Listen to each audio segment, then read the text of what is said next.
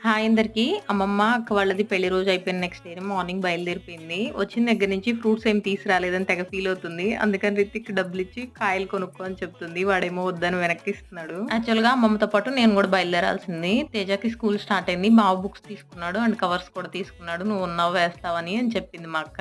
So అందుకని drop అయ్యాను. ఆ రోజు ఒక సగం వేసి 'శుభం' మూవీ రిలీజ్ అయిందని హాట్‌స్టార్‌లో అది చూస్తూ టైం వేస్ట్ చేసాము. ఇంకా మిగిలినవి నెక్స్ట్ డే మార్నింగ్ పెట్టుకున్నాము. నేను ఇక్కడ తెగ కష్టపడిపోతున్నానని మా అక్క టీ బిస్కెట్ ఇచ్చి పంపించింది. ఆల్మోస్ట్ 90 బుక్స్ దాకా ఉన్నాయి. మనప్పుడు ఎన్ని ఒక 10 ఉండడమే ఎక్కువ.